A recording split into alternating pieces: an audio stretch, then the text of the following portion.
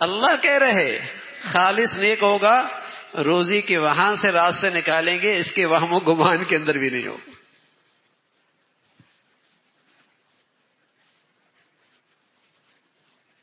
لیکن نیکیوں پر نفع، نیکیوں سے فائدہ، نیکیوں کے ثمرات، نیکیوں سے زندگی کا سنورنا، عاقبت کا سنورنا، اس پہ ایمان کمزور ہو گیا۔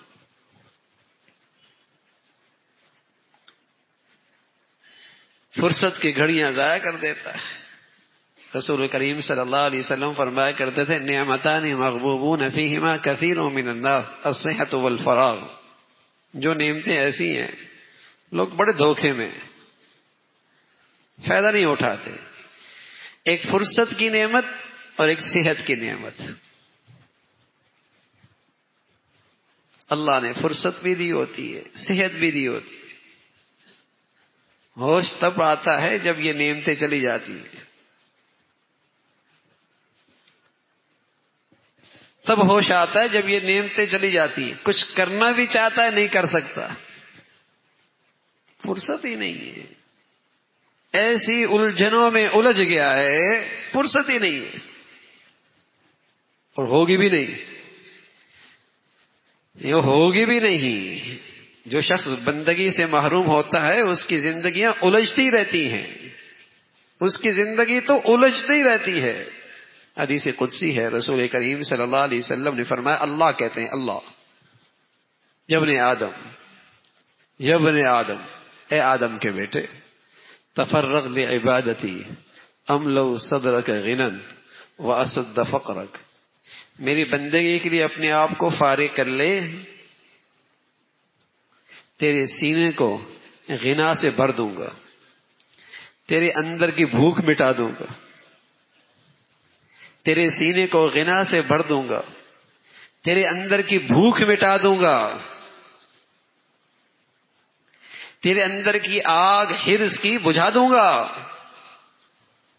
تیرے اندر کی حرص و ہوس کی آگ بجھا دوں گا، تیرے اندر کی بھوک مٹا دوں گا، تو اندر کا مالدار بن جائے گا۔ لیکن یہ انعام کب ملے گا؟ تفرغ لعبادتی املو صدرک غنا، اللہ کی بندگی کے لیے فارغ ہو رہا، واسد فقرک، اور تیرے فقر کے سارے دروازے بند کر دوں گا۔ وَإِن لَّمْ تَفْعَلْ، اور اگر تو نے ایسا نہ کیا،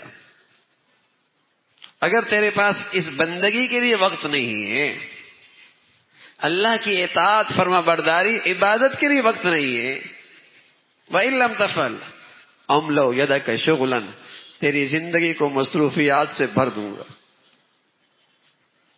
ہر وقت مصروفیت کی آگ تجھے گرم رکھے گی، مصروفیت کی الجھنیں تمہیں پریشان رکھیں گی۔ املو یدک شغلا ولم اسد فقرک، اور تیری اندر کی بھوک بھی نہیں مٹاؤں گا۔ وہ اندر کی بھوک اور بھڑکے گی، وہ آگ اور جلائے گی، اور تجھے بے سکون کرے گی۔ ولم اسد فقرک، تیرے اندر کی بھوک مٹے گی نہیں، بڑھے گی۔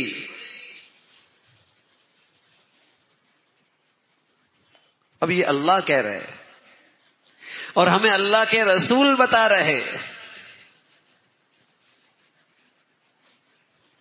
کہ کوئی شخص نیکی کی زندگی سے محروم ہے تو اس کی زندگی میں یہ بربادی ہے، یہ مصیبت آئے گی، یہ اس کی زندگی کی پریشانیاں ہیں۔ نہ اندر کی بھوک مٹے گی اور نہ زندگی کی پریشانیاں ختم ہوں گی، نہ الجھنیں ختم ہوں گی۔ اور ایک یہ ہے سبحان اللہ کہ نیکی کی زندگی اختیار کرتا ہے اور نیکی کا موقع ضائع نہیں کرتا، پھر انعام ہے، بھوک مٹ جائے گی، فقر ختم ہو جائے گا، اندر کی حرص و ہوس مٹ جائے گی، اللہ اندر سے غنی کر دے گا۔ تو نیکیوں کا بھی تو اثر ہے۔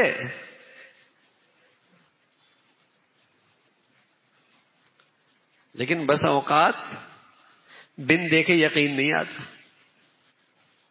اور چونکہ نیکیوں سے لینے کا مزاج ہی ختم ہو گیا اللہ کے خزانوں سے، تو یقین ایمان اور کمزور ہو گیا۔ پہلے لوگ اپنی مشکلات کا حل اس کے لیے اللہ کے دربار میں نیکیاں پیش کیا کرتے، اللہ یہ ٹوٹی پھوٹی نیکی ہے، اس کی بدولت میری مشکل دور کر دے۔ اچھے وقتوں میں، فرصت کی گھڑیوں میں جب نیکیوں کا خزانہ اکٹھا کرنے لیتا اور مشکل کی گھڑی میں اللہ کے سامنے پیش کرتا تو اللہ ان نیکیوں کی لاج رکھا کرتے تھے۔